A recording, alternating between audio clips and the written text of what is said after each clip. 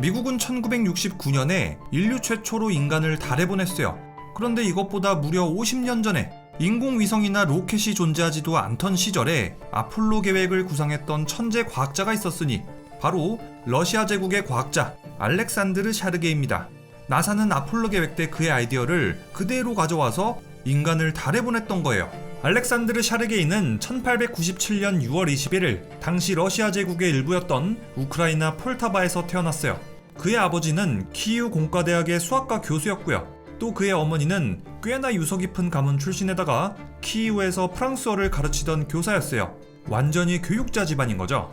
이런 환경에서 알렉산드르 샤르게이는 아버지의 영향을 특히 많이 받아서 어린 시절부터 수학, 물리학에 관심도 많았고 실력도 비상했다고 해요.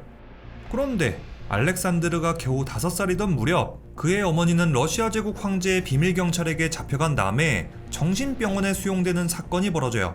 그의 어머니는 러시아 제국의 황제에 항의하는 정치 집회에 아주 적극적으로 참여했다고 하는데 이런 이력 때문에 그녀는 러시아 제국 비밀경찰의 표적이 됐던 거예요. 그녀가 정확하게 어떤 시위에 참여했었는지는 역사적 기록이 남아있진 않지만 1902년 당시 러시아 제국의 역사를 살펴보면 어느 정도 추측은 할 수 있어요. 그 당시 러시아 제국은 정말 여러 가지 사회 문제를 안고 있었는데요. 먼저 노동자들의 권리가 아주 약했어요. 하루 4시간도 못 자면서 장시간 노동도 하면서도 임금은 낮고 출산한 다음날도 휴식 없이 바로 출근해야 되고 만약에 노동 조건에 조금이라도 불만을 가지면 바로 잘리고 이의제기도 못했다고 해요. 상당히 가혹한 노동 조건이죠. 또 빈부격차가 너무 심화돼서 빈곤층도 많아졌고 농민들도 불만이 아주 많았다고 해요. 그래서 시민들은 불평등과 지배계층에 대한 불만으로 다양한 시위를 벌였다고 하죠. 또 당시 러시아 제국의 황제 니콜라이 2세에 대한 불만도 컸다고 해요. 니콜라이 2세는 전제정치로 나라를 다스렸는데 정치적 자유는 제한됐고 수많은 검열과 억압이 있었다고 하죠. 이 때문에 시민들은 전제타도, 정치개혁, 민주 권리를 옹호하면서 봉기를 일으켰어요. 1901년 남러시아 노동자 총파업에는 약 20만 명의 노동자가 참여했고요. 전제타도 시위에도 수십만이 참여하면서 시민들은 황제의 권력에 정면으로 도전했어요. 니콜라이 2세는 이를 막기 위해서 시위대 사이에 간첩, 비밀경찰을 투입했고 또 관제노동조합도 설립해서 시민들을 혁명으로부터 이제 분리시키려는 노력을 했어요. 어때요? 당시 러시아 제국의 사회가 아주 어질어질하죠? 알렉산드르 샤르게이는 이렇게 어지러운 사회 속에서 태어나고 또 어린 시절을 보낸 거예요. 또 알렉산드르의 아버지는 그가 13살이 됐을 때 돌아가셨다고 해요. 정말 어려서부터 두 부모를 모두 여인 건데 결국에 이 소녀는 할머니랑 같이 살기 시작해요. 그래도 알렉산드르는 아버지의 물리학, 수학 교과서를 놓지 않았고요. 정말 어려운 형편이었음에도 불구하고 꾸준하게 독학해서 러시아 제국의 최고의 공학대학 상트페테르부르크 기술대학에 합격했다고 하죠. 그런데 그가 대학에 입학한 지 겨울 2달밖에 안 된 1914년 제1차 세계대전이 발발, 러시아는 연합국으로 참전해요. 이때 알렉산드르는 러시아 제국 육군에 입대, 아주 어린 나이에 장교로 임관하면서 승승장구했다고 해요. 사실 알렉산드르의 어머니는 러시아 제국의 황제가 죽인 거나 다름없는데 왜 그가 황제의 군인이 되기로 했는지는 그 기록이 남아있지 않아요. 그래서 아마도 제가 생각하기로는 전쟁에 나가서 군인 봉급을 받으려고 그랬을 수도 있고요. 혹은 애국심에 참전했을 수도 있겠죠. 자, 하지만 그것보다 더 중요한 건 알렉산드르가 17살의 어린 나이에 전장에 나가서도 수학 그리고 물리학에 전념했다는 거예요. 특히 알렉산드르는 우주에 대한 열정이 엄청났다고 해요. 그는 포화 속에서도 참호 속에서도 인류가 직접 달을 탐사하는 것을 상상했어요. 그러니까 로켓을 쏴도 인간이 달에 착륙하려면 가만 보자. 지구에서 인간을 태운 로켓을 쏜 다음에 달궤도에 도착하면 그 중에 한 명은 궤도선에 남고 나머지 2명은 착륙선에 탑승해서 그 착륙선에 달만 착륙하면 되겠구만. 그동안 궤도선은 계속 달을 돌고 있고 말이야. 착륙선에 탔던 2명의 승무원은 달 표면을 밟고 정찰을 마친 다음에 착륙선 다리는 버리고 머리만 다시 이륙해서 달을 돌고 있던 궤도선하고 랑데부한 다음에 지구로 귀환하면 되겠어. 이렇게 하면 아주 손쉽게 달을 탐사할 수 있겠구만. 뭐야 이거? 아폴로 미션이랑 똑같잖아. 사실 아폴로 미션의 모든 구상은 알렉산드르 샤르게이가 전쟁터에서 전부 다 구상했던 거예요.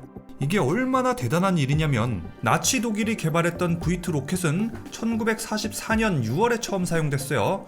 그런데 그 정확도는 정말 구렸고 얼마 멀리 날아가지도 못했죠.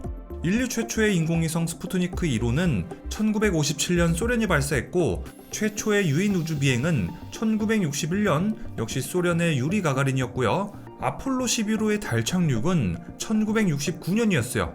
그러니까 알렉산드르 샤르게이는 아폴로 미션이 시작하기도 전에 거의 50년 전에 아폴로 미션을 머릿속으로만 구성했던 거예요. 게다가 1917년 당시에는 로켓이라는 거는 개념 정도만 있었지 제대로 된 로켓은 존재하지도 않았을 때예요.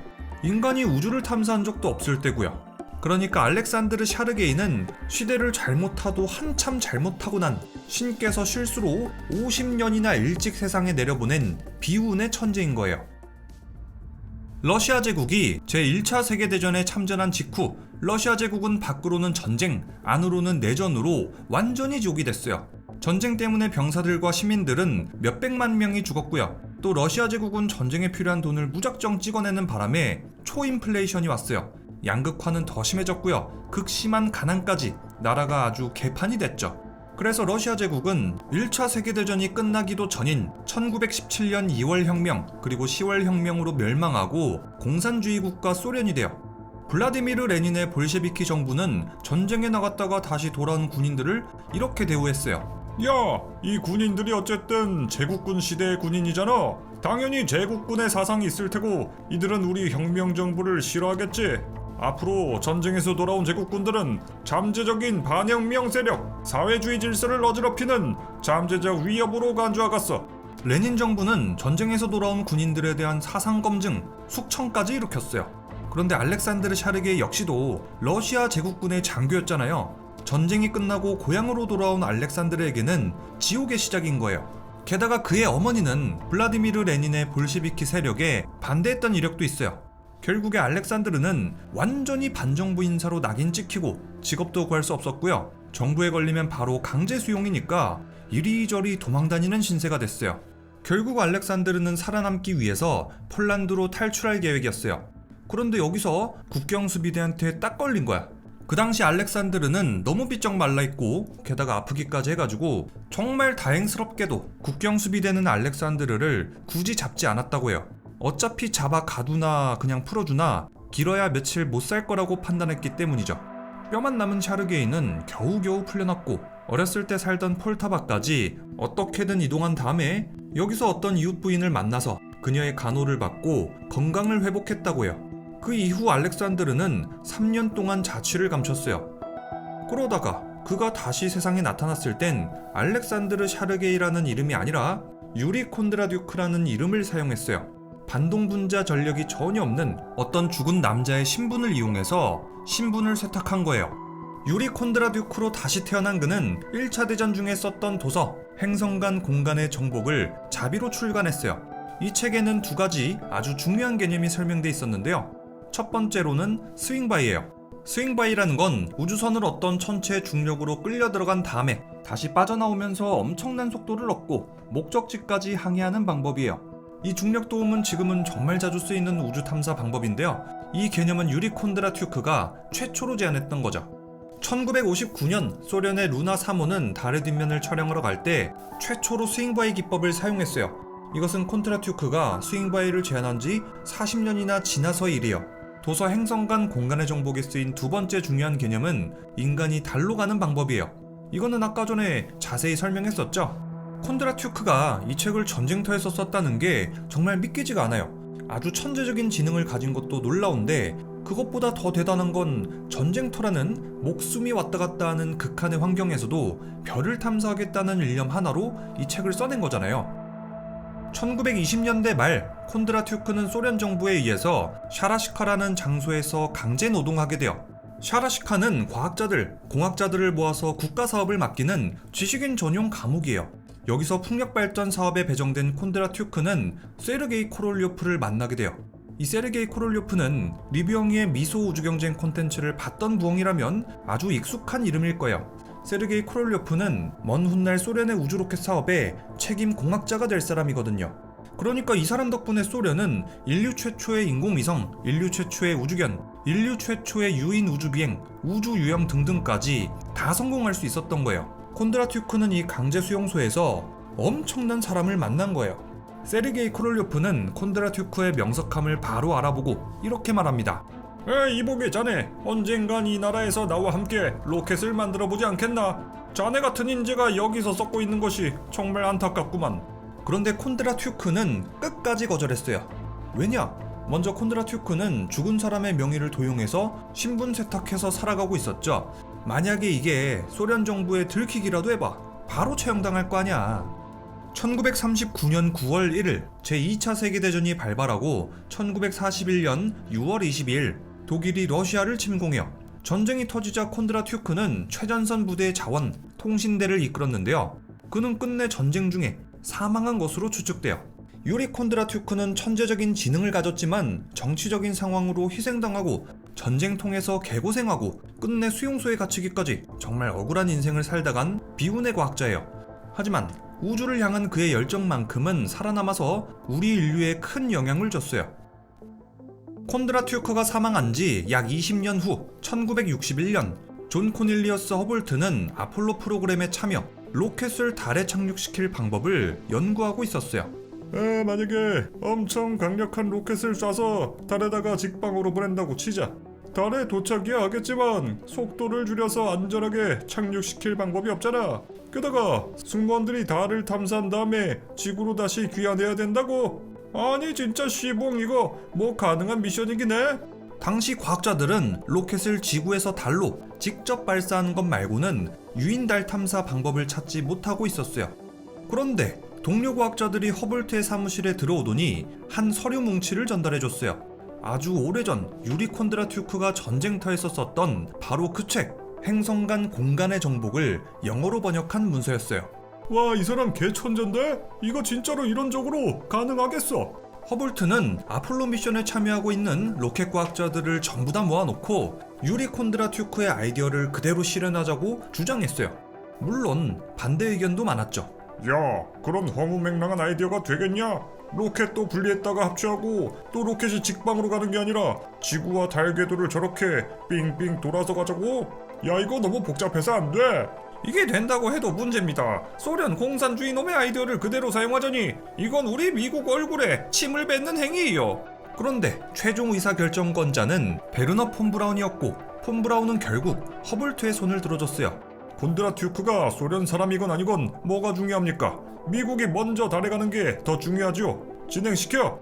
그 다음에 벌어졌던 일들은 모두 다 알고 있죠. 아폴로 11호는 유인 달 탐사의 성공, 전원 무사히 귀환해서 인류의 영웅이 됐어요.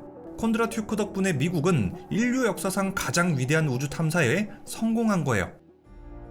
아폴로 11호의 미션 성공 이듬해 암스트롱은 우크라이나에 있는 콘드라튜크의 생가를 찾아갔어요. 암스트롱 그 자신이 달까지 갔다가 지구까지 무사 귀환할 수 있었던 것은 모두 콘드라튜크 덕분이었잖아요. 그래서 암스트롱은 최대한의 예우를 갖춰서 콘드라튜크를 기렸다고 해요. 그리고 암스트롱이 미국으로 돌아오고 나서 소련의 지도자들에게 이렇게 부탁했죠. 우리가 인류 최초로 달에 갔다가 무사히 복귀할 수 있었던 것은 모두 콘드라튜크 덕분입니다.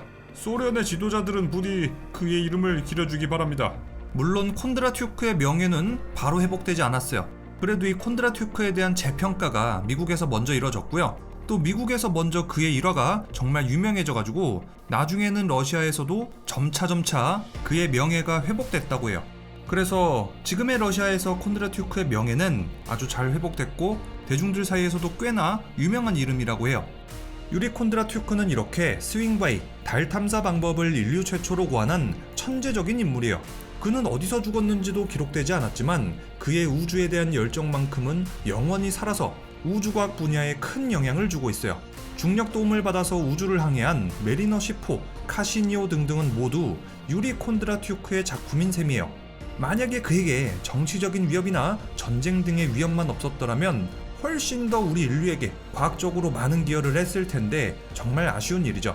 유리 콘드라튜크가 우리에게 주는 교훈, 아무리 환경이 열악하더라도 자신이 열정 있는 분야를 놓지 않고 끝까지 정진하면 반드시 눈부신 업적을 세울 수 있다.